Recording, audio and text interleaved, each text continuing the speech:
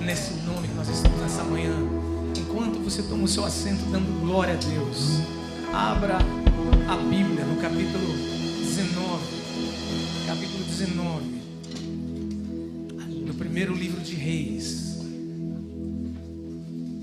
Nós vamos meditar nessa manhã sobre um assunto que chama atenção. Irmão Ronaldo, nós vamos cantar esse hino de novo ao final da ministração, porque caiu como uma luva.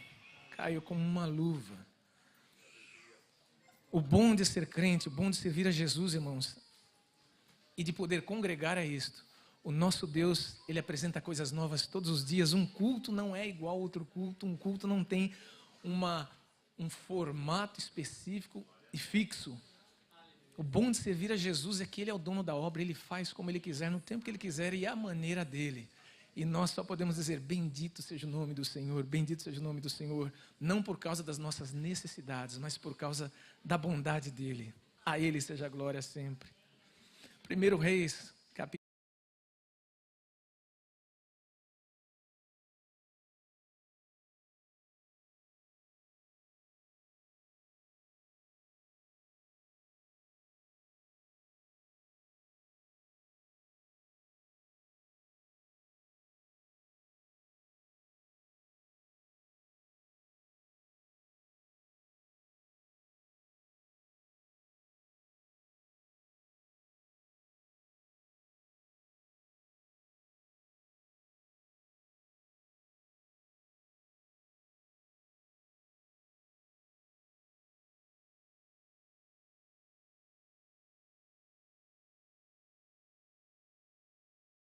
Todos os dados mostram que todos esses lugares passam por essa enfermidade chamada suicídio.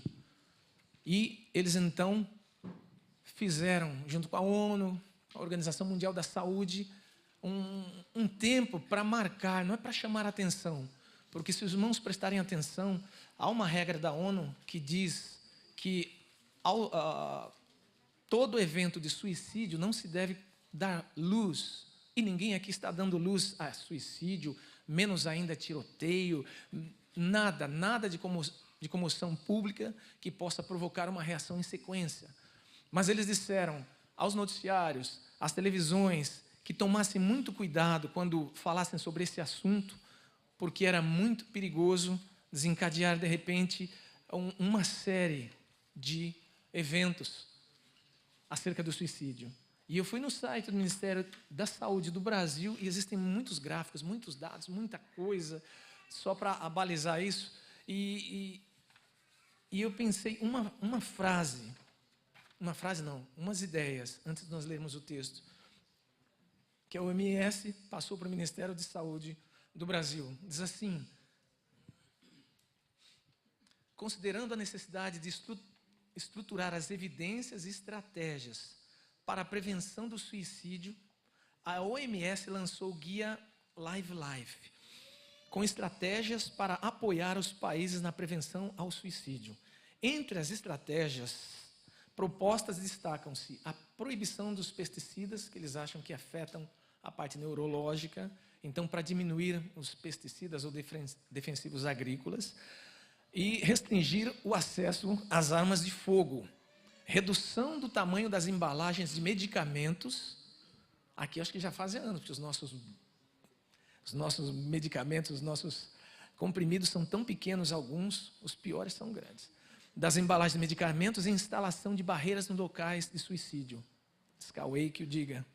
A adoção de estratégias responsáveis de comunicação, evitando matérias sobre o suicídio, que descrevam a ação e que possam levar à imitação. Ações que promovam saúde mental e programas anti-bullying, como links para serviços de apoio e protocolos claros quando o risco é identificado para as escolas e universidades. Ou seja, é um assunto de extrema importância. E por que não falar na igreja? Porque nós vamos ver aqui que sim, infelizmente, irmãos, o suicídio é pecado. O suicídio, Deus não tolera o pecado. Porém, eu não vou colocar na régua, na conta de Deus, que as pessoas, quando se suicidam, vão para o inferno. Deus abomina o suicídio, mas é Ele o justo juiz, Ele sabe as razões, Ele sabe o porquê, e muitas vezes a pessoa está enferma não apenas no corpo, mas na alma. E nós precisamos estar atentos, porque a Bíblia dá ensinos de todas as áreas, de todas as formas e para todas. Existem muitas pessoas que estão morrendo enquanto nós estamos falando. Eles dizem que no Brasil morre uma pessoa a cada 4 segundos. A OMS fala que mais ou menos 32 pessoas morrem por segundo no mundo. Então existem pessoas tirando a sua vida por N razões, mas como nós cantamos, em Jesus a cura, em Jesus a salvação, em Jesus a saída. E há esse caso aqui do livro de 1 Reis, em que nós vamos ler alguns versículos, em que a história vem lá de trás, quando Deus chama um homem de Deus. Existem homens e mulheres de Deus aqui nesse lugar?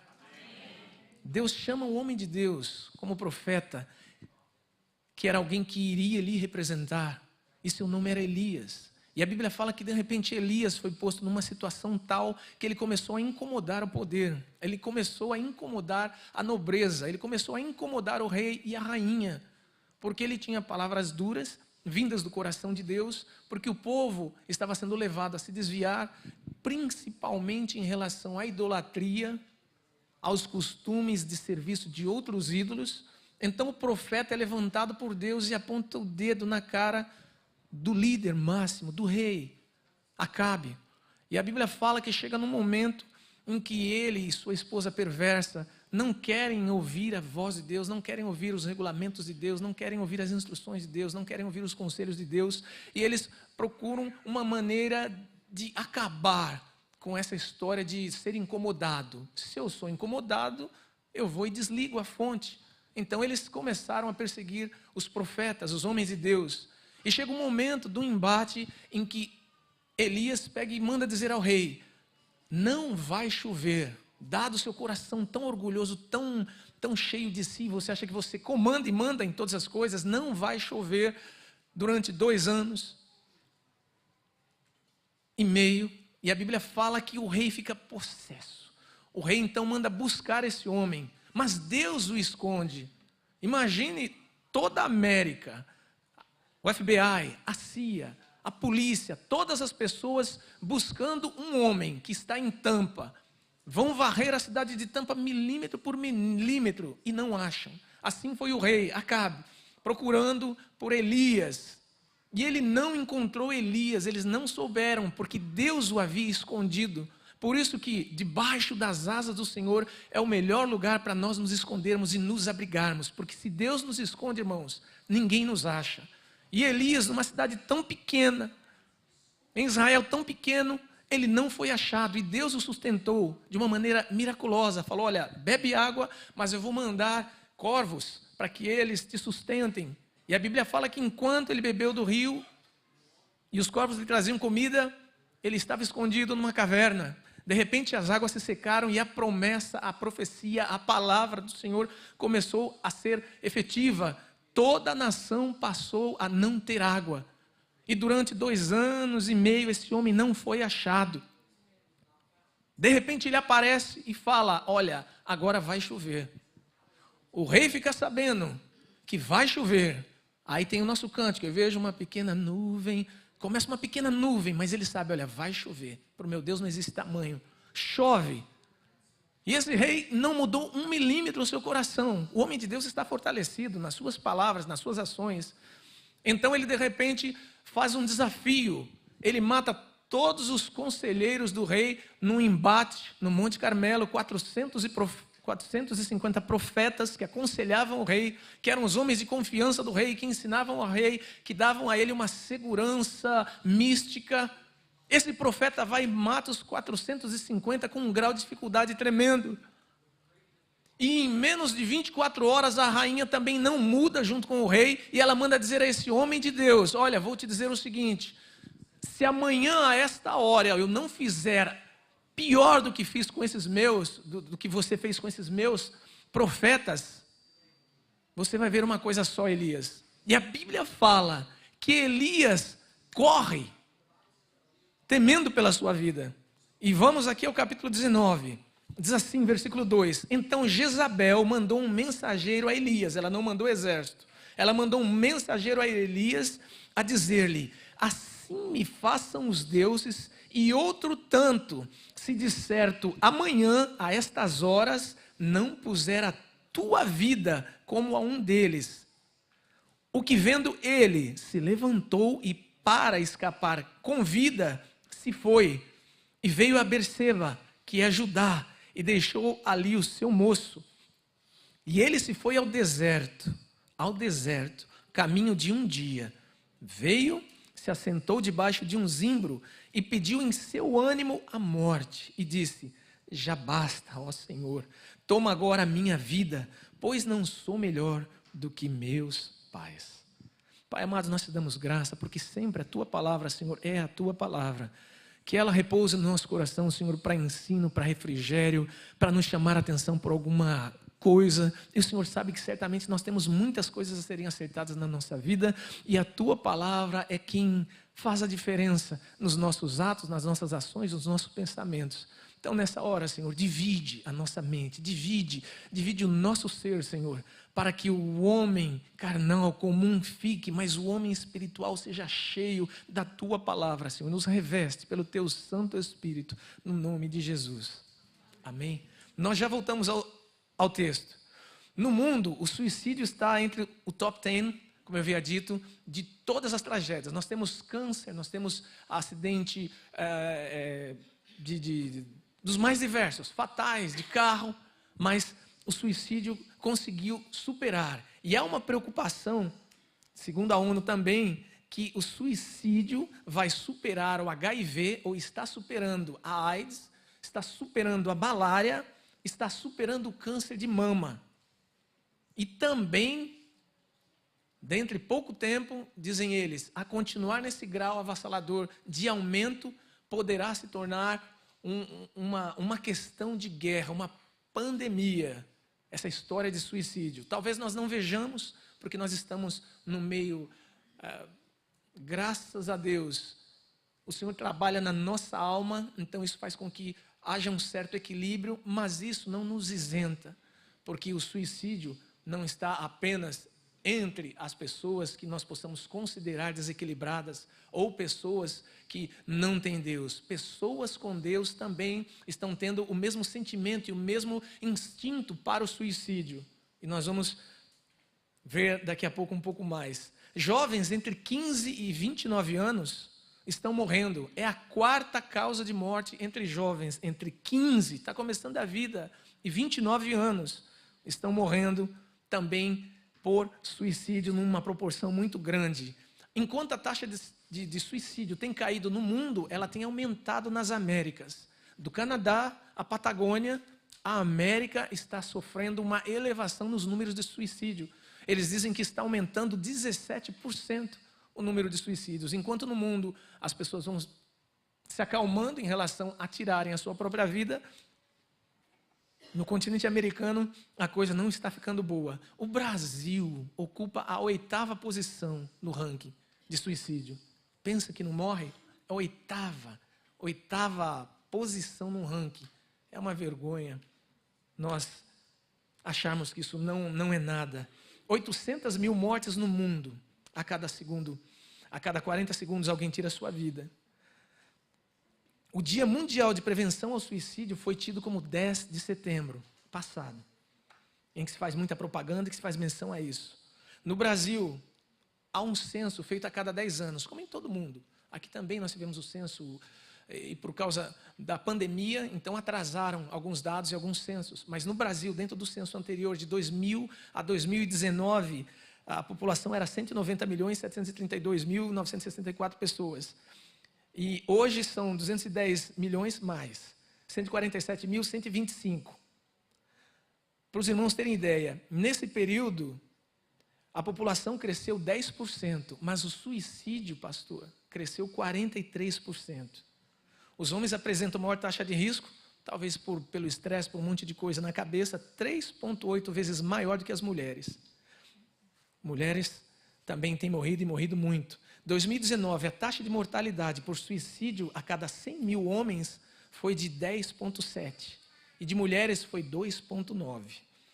Houve um aumento expressivo entre os adolescentes, que saltou de 606 por 100 mil para mais de 1.022 óbitos. Um aumento de 81% nessa faixa jovem. E eu não acho que por causa dos games, por causa dessa vida internética, vá diminuir esse número se nós não tomarmos alguma providência em Deus. A faixa etária de 20 a 29 anos possui quase metade dos casos. Então, as pessoas entre 20 e 29 são a grande maioria nas taxas de suicídio. Agora, a região sul do Brasil é a que mais tem suicídio, e eu não sabia. Rio Grande do Sul é o estado onde mais as pessoas cometem suicídio no Brasil, seguido por Santa Catarina. Há uma força, há uma potestade no sul lá que está ceifando a vida das pessoas. No nosso caso, para o Brasil. Mas o que é o suicídio? É o ato deliberado, executado pelo próprio indivíduo, cuja intenção seja a morte, de forma consciente, intencional, usando meios que acredita serem letais para tirar a própria vida. Está relacionado invariavelmente com fatores sociais, culturais, de companhia, blá, blá, blá. Aí vai toda uma história científica para tentar justificar. O que, de certa forma, pode até justificar. A gente tem, como um dos grandes clássicos, Romeu e Julieta. Não é? Quem não lembra? Romeu morre, aí... Ou foi a Julieta que morreu primeiro? Foi Romeu, né? Romeu morre... ou pelo menos finge-se de morto, porque não vou contar a história, porque os irmãos já sabem. Aí vai a Julieta, Romeu, você morreu, também vou eu. Vai. Então o filme mostra de uma maneira bonita, engraçada, mas que já começava a trabalhar essa história de suicídio. Durante muito tempo o suicídio foi romantizado por alguns. Nós tivemos na segunda geração da língua portuguesa, e não brasileira, mas uma geração chamada de românticos. E eu gostava demais de umas poesias de alguns poetas que foram tidos como poetas que pensavam sobre a morte. Vários deles morreram antes dos 20 anos. Até um clássico chamado Lira dos 20 anos, que o autor morreu e ele deixava como se fosse uma carta fúnebre.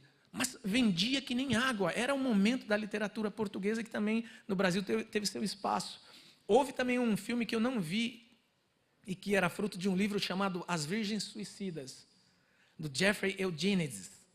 Relata numa obra de ficção a história de 5 irmãs adolescentes que se matam em sequência sem motivo. Então, por aí vai. Aí tem um monte de gente famosa que morreu, os recentes, os anteriores, e um que eu não sabia que havia se suicidado, tirando a Marilyn Monroe, um rapaz chamado Vincent van Gogh. Eu não sabia que ele tinha praticado suicídio. Pintor, impressionista. Se o irmão tiver algum quadro dele, vale uma nota. Suicídio. E aí as pessoas dizem que o suicídio ele tem 3 fases. Primeiro vem o pensamento de se matar, depois vem a tentativa e por fim um dia, se não tomar cuidado, a pessoa acaba consumando o ato suicida. Mas o que é que nós temos a ver com isso? Irmãos, o suicida ele dá sinais e nós não prestamos atenção. O suicida muitas vezes está no nosso meio, do nosso lado, e nós não ouvimos a sua linguagem pedindo por socorro. Muitos jovens e adultos também se mutilam, se cortam, porque uma psicóloga disse, a dor é tamanha que a pessoa tenta transferir para o lado físico, por N razões. Às vezes a pessoa sofreu um abuso, às vezes a pessoa sofreu um bullying, às vezes a pessoa viu a separação de gente querida, de um pai, de uma mãe. Às vezes a pessoa se sentiu invadida. As dívidas também provocam um cansaço, um estresse mental. E muitas pessoas estão tirando a vida. Em 1929, quando houve a quebra da Bolsa Americana, que irradiou-se pelo mundo todo, dizem que muitos empresários, muitas pessoas que investiam na Bolsa se atiraram dos seus edifícios buscando a morte porque sabiam que estavam quebrados, a Bolsa caiu, seu dinheiro deixou de existir, foi pulverizado também. Ainda hoje muitas pessoas se matam por causa de dívidas de cartão, dívidas com terceiros, as pessoas estão se matando. A depressão, como é o caso aqui que nós vamos ver de Elias, também tem entrado e invadido a vida das pessoas. E muitas pessoas deprimidas estão se matando. Ou melhor, a maior parte dos suicídios advém de pessoas deprimidas. E depressão não é coisa de demônio somente. Às vezes sim, mas muitas vezes não. Existem males, irmãos, que são físicos, nós chamamos de males espirituais. Nós estamos atribuindo, às vezes, alguns problemas humanos, que muitas vezes são remediáveis, porque Deus deu, nós chamamos de demônios. Existem muitas coisas que são tratáveis com remédio. Existem muitas coisas que são tratadas com terapia. Existem muitas coisas que são tratáveis. Mas nós dizemos, não, em nome de Jesus está repreendido. Se Deus quiser fazer um milagre, Ele faz. Mas existem muitos casos em que Ele nos deu os meios e as condições de tratar e de ver. Não é à toa que nós temos tanta gente que está estudando, tantas pessoas estudadas no nosso meio. A igreja não é hoje uma igreja mais de pessoas simples. Tão simples assim. Não quer dizer que os milagres não possam acontecer. Podem, mas o Senhor está dando um esclarecimento tal, dizendo, olha, nessa parte eu trabalho, nessa parte você faça a sua parte. Deus falou para nós crescermos e multiplicarmos. Eu nunca vi ninguém orando, Deus multiplica, olha, faz nascer um filho na minha casa. Nós sabemos o meio, nós sabemos os caminhos. Porque Deus nos deu essa ordem. Então a depressão muitas vezes é um problema químico. Nós precisamos estar atentos com gente muito triste o tempo todo, gente que só fala em morte, gente que só pensa no lado B, no lado ruim da coisa, gente que veste-se de maneira esquisita, tentando esconder alguma coisa.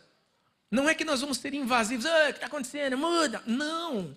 Vamos orar, vamos chegar e dizer, olha, o que está acontecendo com você?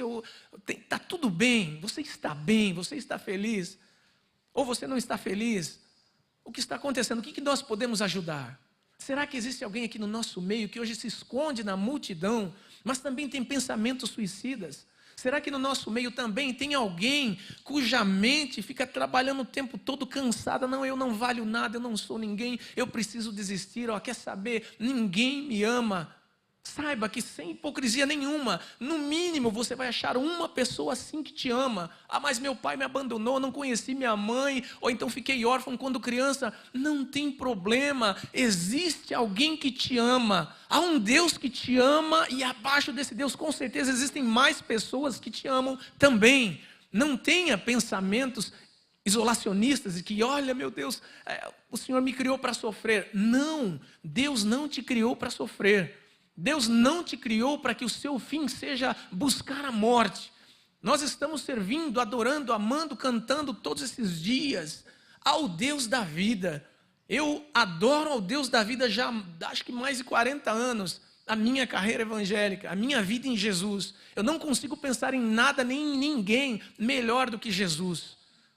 Então nós precisamos tomar cuidado. O abuso, as drogas e o álcool também são causa de suicídio. E por mais que as pessoas façam propaganda, irmãos, nunca a droga, seja ela qual for, será saída para nada. A medicina usa, temos a estilocaína, temos vários componentes tirados de drogas, usamos às vezes muitas drogas para sedarem, para diminuírem a dor, são controladas, são trabalhadas cientificamente. Mas existem grupos, a marcha da maconha, vamos liberar a cocaína. Não, irmãos, como igreja, o nosso pensamento dentro do nosso pouco conhecimento é não às drogas, não à maconha, não à cocaína. Mas é terapêutica, ok, deixa então a ciência e a medicina separarem o que é terapêutico da droga para uso, mas você não pense que a maconha, que essas drogas sintéticas serão saída para a sua vida. Não, elas vão te encaminhar para a morte. São Paulo tem um lugar chamado Cracolândia, que os irmãos devem ouvir falar. Eu, da penúltima vez que fui para lá, eu passei, a polícia enxotou, a molecada, adulto, gente bonita, numa área em que eles usam drogas sintéticas, irmãos, e uma vez que eles entram, eles nunca mais saem. Aí o Ministério Público tem culpa nisso. Mas não estou nem aí com o processo. Como pastor, como alguém que lida com questões espirituais, eu digo, o Ministério Público tem culpa nisso. Porque ele fala, se a pessoa não quiser, vocês não podem fazer absolutamente nada. E se vocês fizerem alguma coisa, nós processamos. Existem pessoas, irmãos, que precisam de ajuda. E às vezes nem elas sabem que precisam de ajuda. Eu sei que é difícil forçar as situações, as coisas, mas há momentos em que nós Temos que dar um grito e dizer basta. E essa Cracolândia tem um monte de gente estragada, um monte de gente que está morrendo, um monte de gente que vai por um caminho que não tem volta, porque está se permitindo. Mas a igreja volta a dizer não às drogas. Inconformismo com mudança social também provoca muitas vezes o suicídio, porque a pessoa perdeu o emprego, porque a moda já não é mais a mesma, porque as coisas estão mudando. Irmãos, nós precisamos entender, nós não somos dinossauros, nós estamos num tempo em que as coisas estão evoluindo. Infelizmente ou felizmente existem coisas que nos agradarão e outras não. Nós temos que entender que estamos vivendo um mundo de mudanças. Quem não muda é pedra. Quem não muda acaba ficando para trás. Deus nos deu um coração e uma mente em constante transformação. Dentro da palavra dele, nós não mudamos, nós somos de Jesus, nós estamos buscando o caminho para o céu, seguindo as suas regras, as suas leis, os seus mandamentos, as suas ordenanças para a vida, mas nós precisamos estudar, nós precisamos nos cuidar, nós precisamos entender o que está acontecendo, o que está se passando, porque a modernidade, em muitas coisas ela fere a palavra do Senhor, mas a palavra do Senhor ela não muda de acordo com costumes, com épocas ou com situações. A palavra do Senhor é a palavra do Senhor e ela nos faz bem. Então não seja um resistente. Eu resisto a algumas coisas, olho atravessado, mas tem coisas, irmãos, que infelizmente não dá. Falava com a irmã de Janda, pastor Marco, ontem. Antigamente existiam pessoas que gostavam de ópera. Vai falar de ópera para alguém que gosta de rock. Vai falar de ópera para alguém que gosta de samba. Vai falar de ópera para alguém que gosta dessas músicas funk. Infelizmente, existem coisas que vão para pior, ladeira abaixo, mas ok. Pastor Maurício, no tempo dele, ele via Mocinho e Bandido, filme de faroeste, a gente chamava. Hoje em dia tem gente que a Eber não deve fazer a menor ideia que é faroeste, nem se for no Google, ela não vai entender nada. Porque as coisas vão mudando. Nós temos as nossas vontades, mas elas não são donas do tempo. As coisas vão passar. Como dificultar o suicídio? Eu coloquei. Fique atento aos sinais que possam indicar que a pessoa está tentando suicídio. Uma mudança repentina de humor. Eles dizem que as pessoas bipolares, que estão alegres, aí dali a pouco ficam tristes, não sabem porquê. Elas estão na linha para suicídio. Mudança repentina. Porque você está triste? Não sei. Por isso que a Bíblia fala que o sorriso torna formoso o rosto, que o sorriso ele é remédio para os ossos. O importante, irmãos, é o lema do Bozo, sempre rir, pastor Damião. A vida de alguém que é alegre, percebam, pode não ter nada, mas uma coisa ele certamente não vai ter, suicídio. Muitas doenças são evitadas porque a pessoa ela está satisfeita, é uma receita bíblica, seja alegre, seja feliz, seja agradecido. Pessoas amargas, ninguém gosta de andar com pessoa amarga fica doente, e pessoa amarga agora corre o risco de suicídio. Se eu fosse você, eu pulava rápido para o grupo daqueles que são alegres. Não é que ser alegre tem que fazer piada da vida, fazer piada de tudo, fazer piada em todo momento. Não! Mas é enxergar a vida sobre a ótica de que, olha, esse meu Deus tem senso de humor. Ele me coloca em situações, mas Ele vai dar livramento. Esse meu Deus, olha, eu não tenho o que comer, mas certamente Ele vai fazer algum milagre, eu não sei qual, mas eu vou glorificar o nome dEle. Então a pessoa sorri. Eu sei que não é fácil, existem dores, existem problemas legítimos que nos fazem chorar, mas nós não podemos ficar nessa choromela. Isolamento social. Todo suicida busca isolamento social. É daquele grupo do eu sozinho. Não aceite. Filósofos, cientistas, antropólogos, todos os ólogos disseram: o homem é um ser social. E o próprio Criador disse: não é bom ao homem estar só. Aí tudo bem, criou-se aquele ditado: antes só do que mal acompanhado. Depende quem disse isso. Se a pessoa já é uma pessoa amarga, ela vai continuar só. Mas se você encontra uma companhia para a vida, se você encontra uma amizade de verdade, se você encontra um grupo que te acolhe, eu garanto que você não vai repetir esse ditado para nada, antes só do que mal acompanhado. Porque é aquela velha expressão que eu faço sempre questão de dizer: você quer chegar rápido no lugar, vá sozinho. Mas você quer chegar mais longe em qualquer lugar, vá acompanhado. Sozinho você vai, ninguém te distrai. Mas com uma boa companhia, você passa por Tallahassee brincando e nem viu, nem parou para almoçar. Bom é nós vivermos em comunidade. E me preocupa o fato de que muita gente não tem nem amigo. Muita gente já não tem família, não gosta da família, briga com toda a família, não tem amigos. E quando encontra um amigo, ele sufoca o amigo larga. E ele fica sozinho, vai em busca de um outro amigo também deixa por alguma razão, larga. Eu não tenho muitos amigos, como eu já disse para os irmãos também, nesses 30 anos acaba ficando repetitivo, pastor. Eu não tenho muitos amigos que dá para encher o dedo das mãos. Amigos, mas eu tenho muitos colegas. Eu tenho muita gente querida que eu estimo, que eu amo, que as portas da minha casa estão abertas. E acredito que também as portas da casa deles estão abertas para mim. Mas amigo é aquele que vai até o fim, que não passa a mão, que não fala só maravilhas e bondades. Amigo vai até o fim, mas se você não falar com esse amigo e ele é seu amigo, como eu tenho um no Brasil chamado Pastor Paulo, eu falo com ele uma vez a cada 2 anos. Acho que nesses 20 anos de América eu falei com ele 3 vezes. Então a média é maior. 3 vezes. O dia que eu fui para o Brasil, pensa no sorriso de alguém que me recebeu. Parecia aquele cachorrinho quando a gente chega em casa que ele dá pulos. Que alegria, que felicidade. Eu senti que era um amor e um carinho genuíno. Quando ele veio em Orlando, eu também fui lá e dei um abraço nele, chorei no ombro dele. Falei, meu Deus, que saudade, que falta você me faz das nossas conversas. Amigo, não me julga, não me trata mal. Amigo. Nós precisamos de amigos.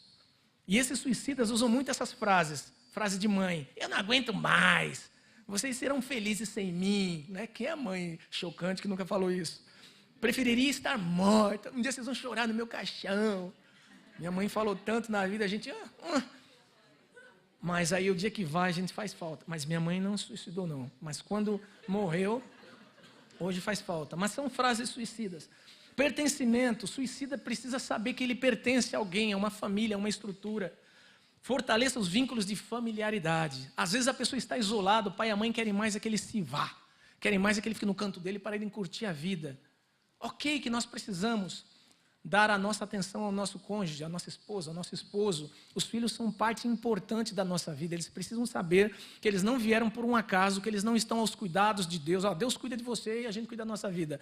Nós somos família. Você tem família, tem tio, tem pai, tem irmão, tem primo. Liga, pergunta, faça ele se sentir querido. Você tem irmãos em Cristo? Dá uma olhadinha, dá um abraço. Irmãos, como eu me irrito, e eu falo para o pastor, que a gente tem que correr, praticamente que implorar abraço para algumas pessoas que medem a gente de alto a baixo. Ok, que ficaram ingleses, né? Os ingleses são fleumáticos, mas a rainha era gente boa, fazia brincadeirinha e piada, por isso que morreu aos 90 e tantos. E a gente tem que implorar para algumas pessoas para receber um abraço, um aperto de mão, um olhar. Sabe o que é isso? E eu como pastor, não vou dizer que eu vou morrer porque você não me olhou, porque você não me abraçou, porque você não... Não. Eu oro mais por você e falo, Deus... Quebra esse coração orgulhoso, dá graça para que seja humano. Nós somos humanos. E a pessoa sai disparada como se estivesse vindo fazer um serviço obrigatório aqui na igreja.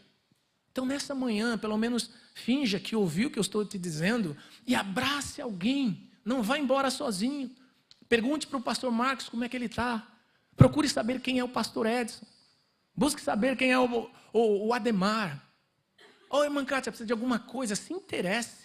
Porque esse isolamento, essa corrida dessas pessoas, e a gente não dá para, todas as vezes, cobrir todo o mapa. Muitas pessoas estão morrendo porque estão se isolando, estão sem nenhum sentimento de que pertencem a alguém. E, acima de tudo, Deus ama você, você faz parte da família de Deus.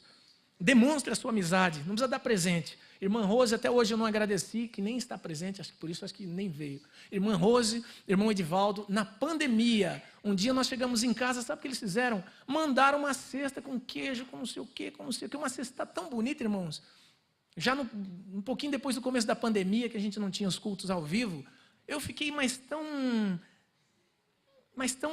com o coração tão em chamas. Eu falei, meu Deus, que amor, que carinho.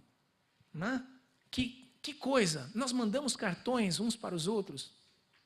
Você dá gift card para alguém assim, do nada, você dá obrigado, porque é casamento, viu, Tayane? Você vai casar, então tem que... pastor Elias, é o seu aniversário. Nós temos esse hábito, irmãos, de nos fazermos melhores do que nós somos. Você já alguma vez presenteou o pastor Maurício? Alguma vez, como líder da igreja, como representante, não puxando a sardinha para o lado dele, não.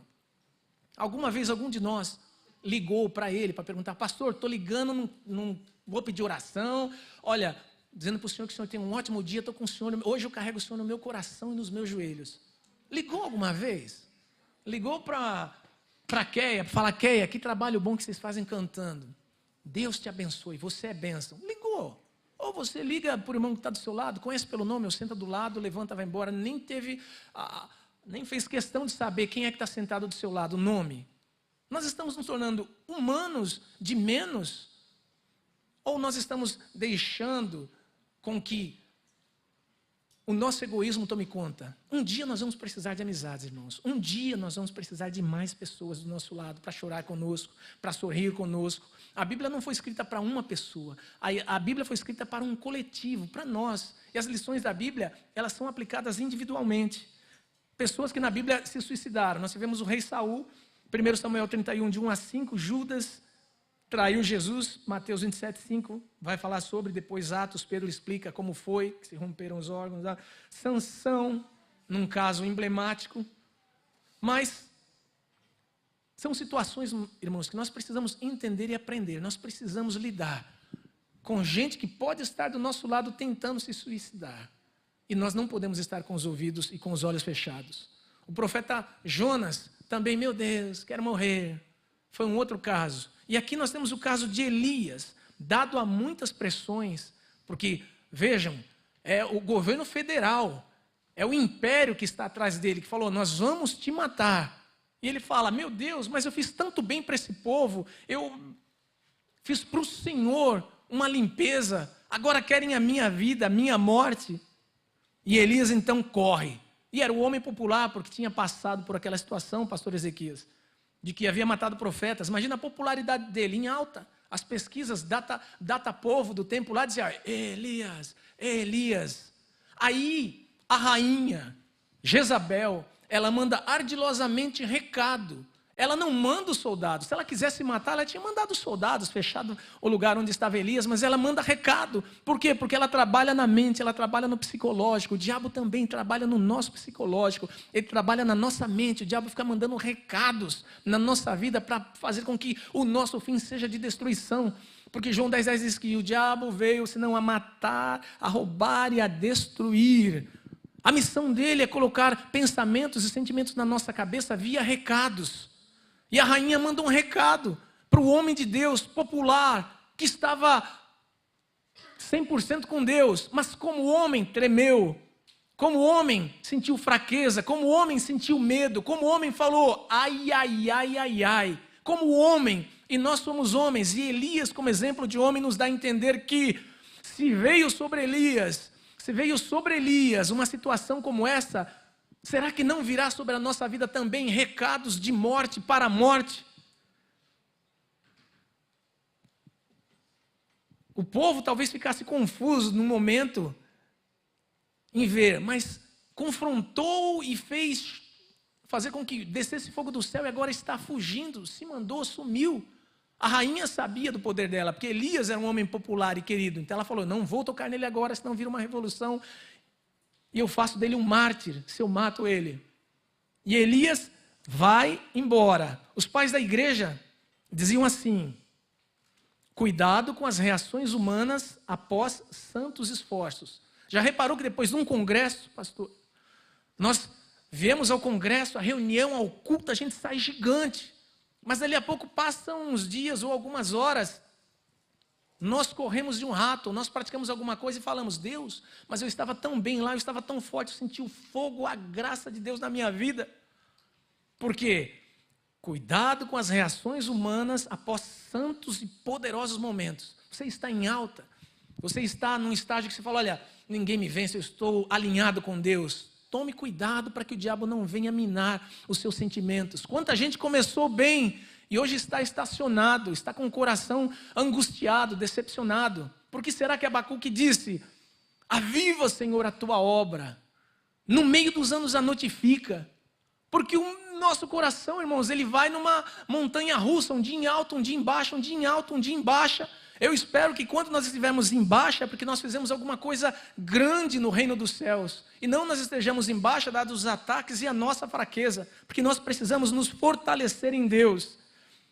E quais foram os sintomas de Elias? Eu vou jogar a toalha. Quer saber de uma coisa? Eu vou dar um basta e acabar com esse jogo. Então ele vai, pega o seu moço, era responsável por ele, deixa numa cidade e ele vai para uma outra cidade. Só que no caminho ele passa pelo deserto. E no deserto ele fica extremamente angustiado, deprimido. Ele fica debaixo de uma árvore grande, com sombra. Ele estava fugindo de ser morto, mas chega debaixo da árvore e pede a morte. Então era mais fácil ter ficado lá, já morria lá, e não morrer aqui. Senhor, tira a minha vida. Dada a pressão na cabeça e no coração de Elias. Irmãos, não é fácil, eu não estou dizendo que é forte, que é bonito. Nós somos fracos, nós temos sentimentos, nós trabalhamos demais. Às vezes com o físico e a mente, às vezes muito com a mente, e nós estamos recebendo diariamente, semanalmente, mensalmente, a todo tempo e em todo tempo, ataques do diabo tentando nos fazer correr e desistir daquilo que Deus propôs ao nosso coração para fazer, desistir de continuar a caminhada, desistir de acreditar que existem homens e mulheres de Deus, desistir da crença e do fato de que há um Deus justo e bom sobre as nossas vidas. Existem muitas situações que estão empurrando as pessoas para abismos e para desertos em que elas se encontram sozinhas, em que elas encontram-se sem ninguém e ficam pensando, estou só. E o mínimo que eu posso fazer é morrer. Então, altera o humor do profeta. Toma agora a minha alma. No versículo 4 aqui do capítulo 19, ele fala: toma agora a minha alma, porque ele estava fugindo da morte, pedindo para morrer, desgostoso com a vida. Já aconteceu alguma vez isso com alguém aqui? Ficar desgostoso dessa vida, falar, quer saber?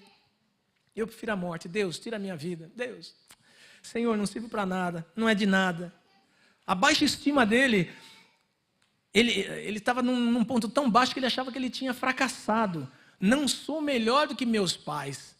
Deus não perguntou nada para Elias, ele já logo se justificou, não sou melhor que os meus pais, Senhor, então me leva, a minha história encerra aqui. Irmãos, a nossa história é individualizada, a nossa história é individual. O que eu faço será cobrado porque é dado para mim. O que você faz é dado para você e será cobrado para você, não baseado em mim, mas baseado naquilo aquele que te deu é que vai cobrar de você. O Senhor sabe qual é a sua capacidade, de que forma você pode trabalhar, como é o seu talento, é a Ele que você tem que prestar contas. Mas trabalhe, faça, não faça baseado, não faça olhando, não faça espelhando-se, como se nós fôssemos máquinas. Nós não somos máquinas iguais. Você é individual, você é bênção nas mãos de Deus quando cumpre o propósito de Deus, quando acha o propósito de Deus. E não adianta falar, mas Billy Graham foi um grande... Se somar as almas que nós ganharmos aqui dentro, nós já ganhamos. Multiplicar por quanto? 150, elevado à 90ª potência. Não vai dar o que Billy Graham fez. Então não adianta eu me deprimir pensando no que Billy Graham fez. Eu preciso acordar para o que eu posso fazer. Deus não me chamou Billy Graham. Deus não me chamou Silas Malafaia. Deus não me chamou Hernandes Dias Lopes. Deus não me chamou Maurício Machado. Deus não me chamou Ezequias. Deus não me chamou Israel. Deus me chamou Jurandir. Ele sabe a minha porção, Ele sabe o meu caminhar, Ele sabe como eu devo fazer, mas eu tenho que fazer, porque o homem entra numa cruzada, numa encruzilhada, quando ele desiste do projeto de Deus, quando ele desiste do propósito de Deus. Essa semana eu fui chamado para orar por um moço que ele desistiu do propósito do Senhor, e ele disse que tinha visões, que ouvia vozes. Nós oramos por ele, graças a Deus não houve manifestação maligna. Mas eu falei, olha moço, você precisa do perdão e você precisa de Jesus. E isso é uma coisa que só você pode fazer. Que só você pode entrar em contato, assinar de novo o seu contrato com Deus, falar, Senhor, te sigo. Irmãos, vida fora de Deus é perturbação. Vida fora de Deus é um comportamento que vai ser destrutivo. Ele se sentia sozinho. Eu fiquei só. Nesse próprio capítulo aqui, nós vamos ler depois, ele diz, olha, eu fiquei sozinho, Senhor. Eu fiquei sozinho. O apóstolo Paulo também lá na frente fala, todos me abandonaram, só eu fiquei. Há um sentimento de autocomiseração de nossa parte, que nós muitas vezes falamos, não Deus, só eu. Só eu faço, ninguém quer saber de nada. Só eu ajo, ninguém age comigo. Eu peço, ninguém faz. Irmãos, você não está sozinho. Só eu oro. Não é só você que ora. Só eu fiquei como seu representante, Senhor. Não, você não é único. Você não é espécime em extinção. Talvez seja, mas não é único.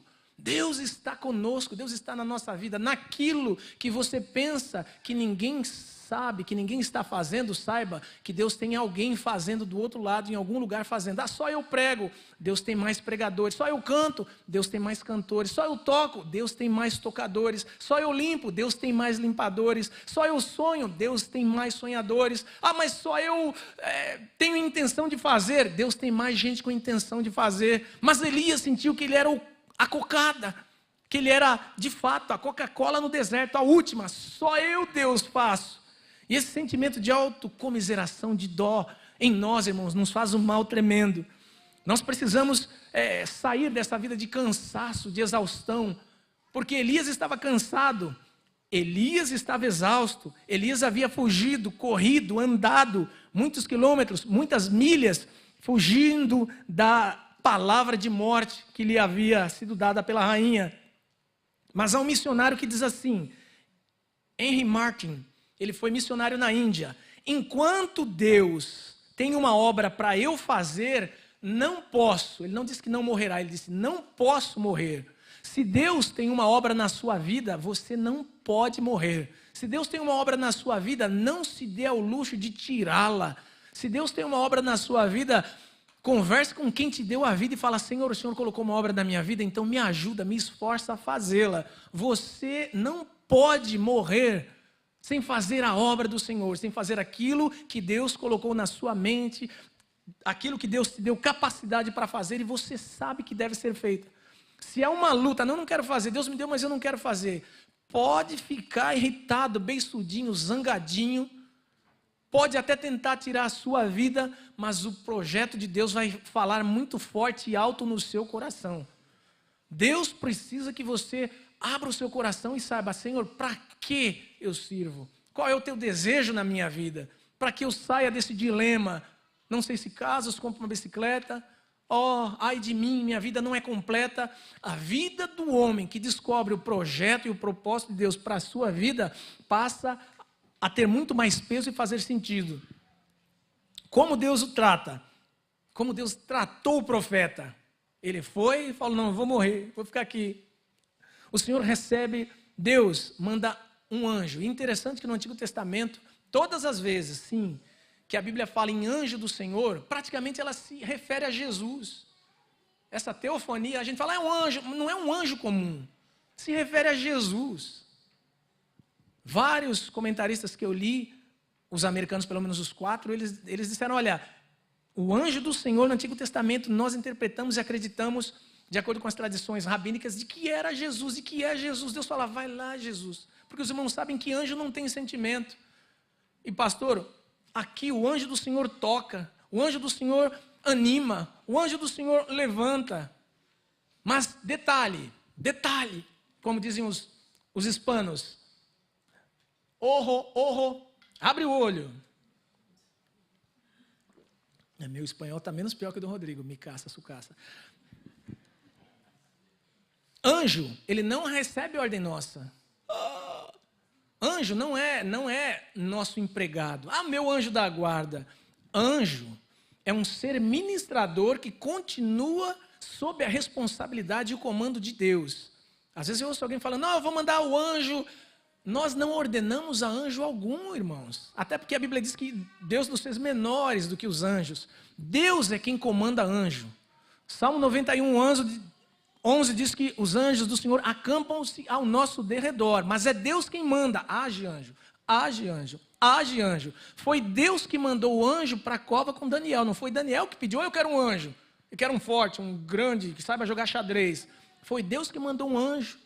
Capítulo 6, e o anjo lá, mandado por Deus, falou: leões, hoje jejum for everybody. Daniel não toca. Foi Deus que mandou um anjo na prisão para que Pedro saísse. Foi Deus que mandou um anjo para que Paulo fosse confortado em Atos. Capítulo 26, se não me engano, do naufrágio. Foi Deus que mandou um anjo para que servisse a Jesus após a tentação. Não foi Jesus que chamou, anjo, acabou. Mesmo ele sendo filho de Deus, foi Deus quem mandou. Então, na nossa vida, é Deus quem manda os anjos para ministrarem a nosso favor, ao nosso favor. E quando o Senhor manda esse anjo para tocar em Elias, para acordar Elias, o anjo vem, toca em Elias. E aí Elias, de repente, ele acorda. E o anjo pega e fala, aqui, capítulo 19, versículo... Vamos ver se é o que eu quero. E deitou-se e dormiu debaixo de um zimbro, e então um anjo o tocou e lhe disse, levanta-te e come. O anjo vem, traz comida e pega e fala, olha, você está exausto. Ele não falou, olha, levanta e vaza, não vou te dar asas e vai. Não, o anjo cuidadosamente vem delicadamente, toca e fala, acorda, come. E há um hino da harpa que é o nosso clássico que fala, fala-me suavemente, fala com muito amor. Esse hino é 100% bíblico, a voz do Senhor é suave, a voz do Senhor é doce. Deus fala de maneira suave. Existem dias que Deus brada. Mas, no geral, a voz do Senhor é para não nos assustar, Ele fala suavemente. O anjo toca, dá comida. O homem está tão exausto, tão desgastado, que ele volta a dormir. Ele come, O anjo acorda de novo e fala, come, bebe. E aí ele acorda de novo, come, bebe. E vai andar durante 40 dias e 40 noites. Irmãos, que comida preciosa foi essa que Deus lhe deu, que Deus deu a esse homem, dizendo, olha, agora que você descansou, agora que você está alimentado, agora que você bebeu, vamos continuar, porque eu tenho um projeto profundo e você ainda não terminou. Existem pessoas que se acham súperes. Nós precisamos de descanso. Se você vir o pastor dormindo um pouco mais, está descansando, está sendo guardado. O pastor não tem que estar 24 horas em movimento e você achando que ele tem que estar 100% à sua disposição. Há um momento em que o nosso pastor, por isso quando ele viaja eu falo, olha, não liga, deixa ele em paz, deixa ele lá descansando um pouco que ele puder, mas para que quando volte com as pilhas renovadas. Irmãos, a vida espiritual é tão desgastante. Irmãos, a vida espiritual não é mole, não. As pessoas falam, quero ser pastor para ficar rico, para ganhar dinheiro, para dormir tarde, para dormir... Irmãos, não é isso. Quem disse isso para você mentiu.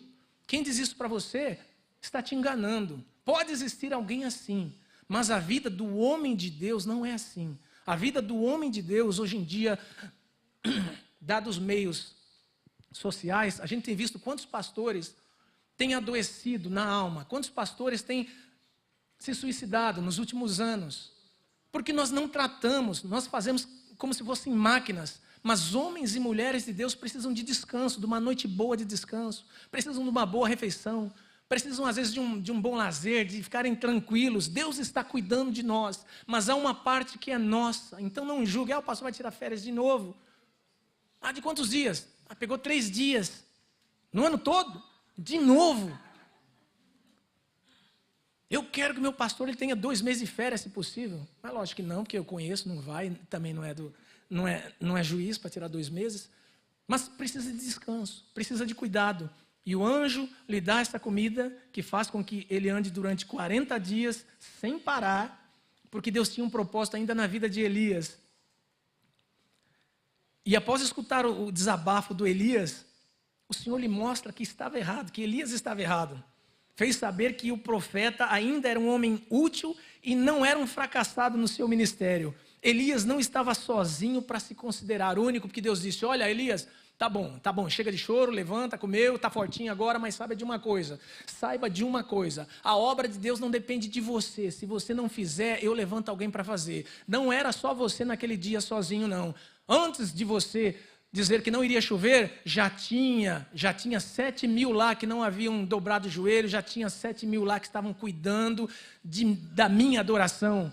Depois que Elias fugiu e está nesse intervalo, o Senhor volta a repetir para ele, Elias, Elias, Elias. E nós podemos ter Elias, fora o pastor aqui nessa manhã, vários Elias. Elias, não é só você, não é só você, ainda existe um remanescente, ainda existe um grupo que às vezes você não conhece, que eu não conheço, que está orando de madrugada. Ah, mas só eu jejuo. Ainda há um grupo que jejua de madrugada. Ah, mas não é só você, a obra de Deus não para. Para você que acha que se você não fizer, a coisa vai parar, se eu travar meu dízimo, Deus não dá, se eu não vier ajudar aqui a limpar, a coisa não sai. Deus manda, Deus multiplica, Deus faz e nos faz saber que ainda há um grupo, que ainda há 7.000 que não se dobraram, ainda há um remanescente que adora o Senhor com alegria, que faz o que você não faz, que é e que são pessoas que estão debaixo daquele que é o dono da igreja.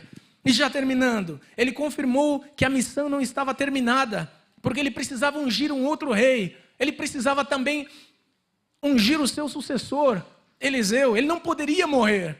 Quando ele terminou todas as coisas, daí sim, Deus vem e fala, bom, então não vai nem morrer mais, já queria morrer, não vou nem deixar mais morrer. Acabou, a vida é boa para você. E Deus o toma para si, leva num redemoinho, não numa carruagem, num redemoinho.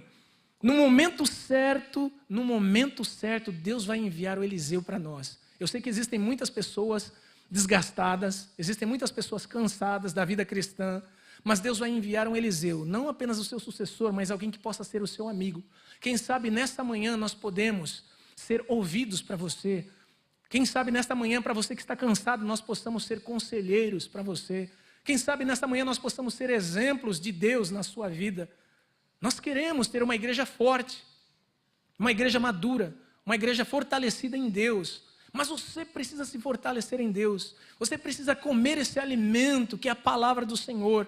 Você precisa beber das fontes do Senhor e caminhar. Porque o anjo não vai te levar de carona na asa. É você que vai correr, é você que vai caminhar. E essa comida deu vigor profundo para que a obra do Senhor continuasse sendo feita. Quantas pessoas estão desistindo pelo caminho? Irmãos, não desista, não acabe com a sua carreira, não acabe com o seu ministério, não acabe com a sua vida, não acabe com a sua esperança. Há um Deus que cuida de nós, há um Deus que, se necessário for, te fará ver um anjo. Existem muitas piadas hoje, e eu ainda sou pentecostal da antiga, irmãos, eu não faço piada, eu não gosto, tem muita coisa errada, tem. Mas, um exemplo.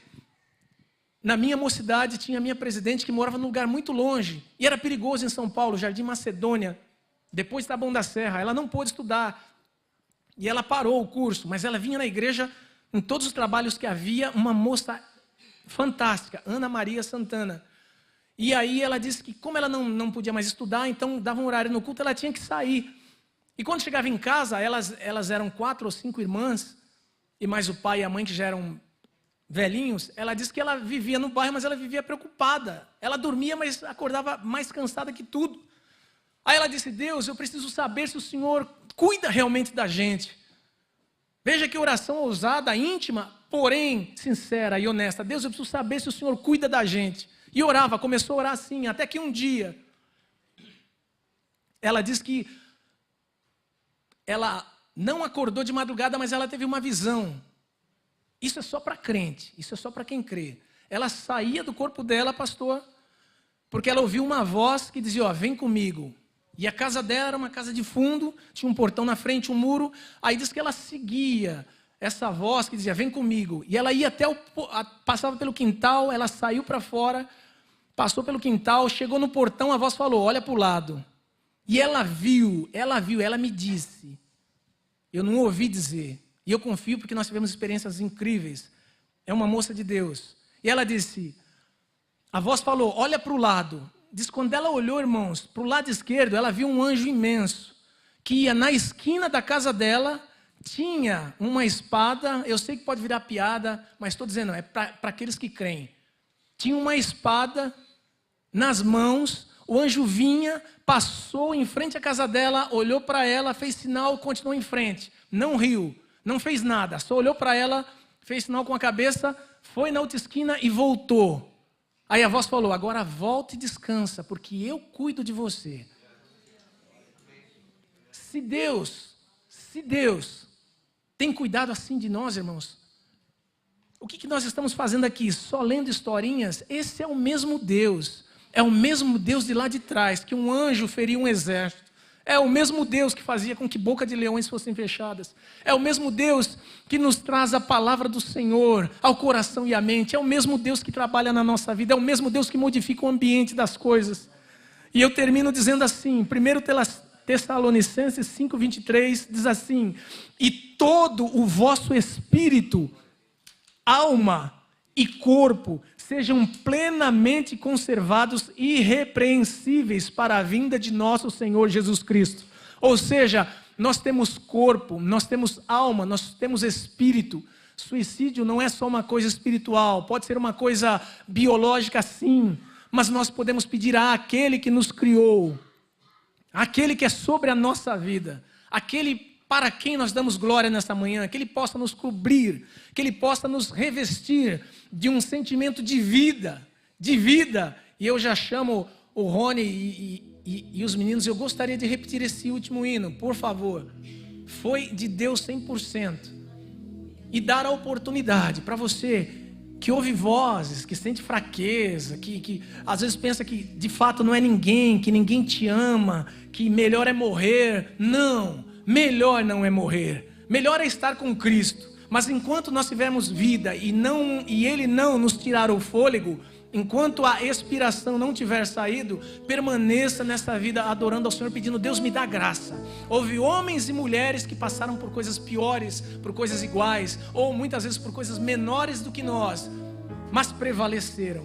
Nós precisamos prevalecer e dizer: somos filhos de Deus, estamos nas mãos do Senhor e queremos ser fonte de bênção para aquele que acha que não tem mais vida, que não tem mais saída, que secou a fonte. Nós podemos orar e sermos anjos de Deus na vida dessas pessoas. Nós podemos orar para que Deus envie anjos a essas pessoas. Nós podemos pedir para que o próprio Deus se manifeste na vida dessas pessoas que precisam de vida. E presta atenção de novo nessa letra. Eles vão cantar uma vez. Olha eu já mandando. Vão cantar uma vez. Você baixa a sua cabeça com uma oração silenciosa, porque esse hino ele é todo cheio de detalhes. Ele é todo cheio de vida. Fala de um Deus de cura, de um Deus de poder, de um Deus de salvação, de um Deus que muda. E após isso nós vamos orar. Mas baixe a sua cabeça, ouça, como se estivesse em casa, falando com Deus e ouvindo esta canção, que é para o coração de Deus, mas é para você.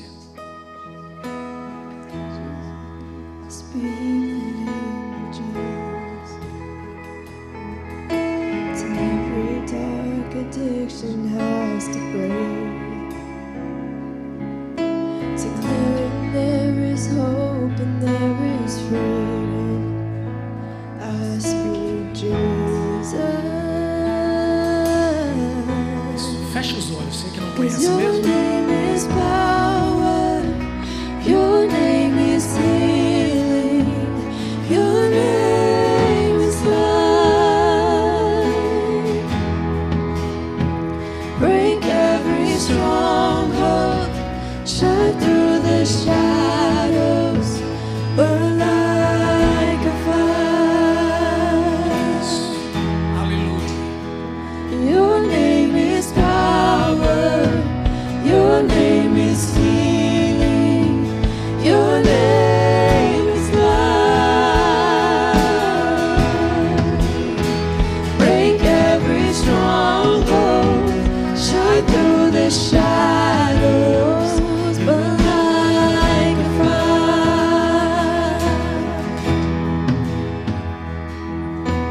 I just want to speak the name of Jesus over fear and all anxiety. So every soul held captive by depression, I speak Jesus,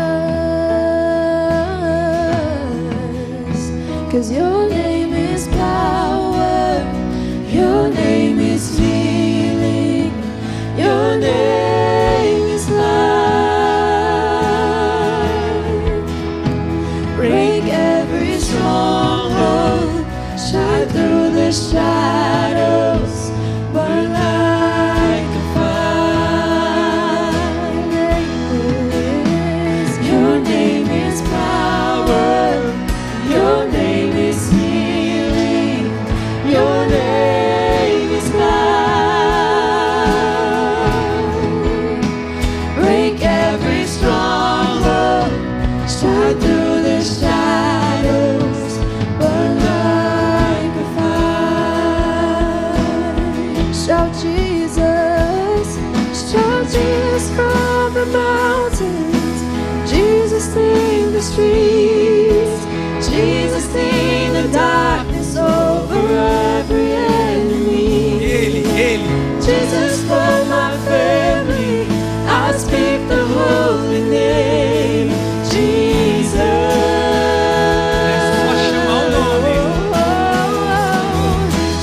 Jesus from the mountains, Jesus in the streets, Jesus in the darkness, oh, to every enemy.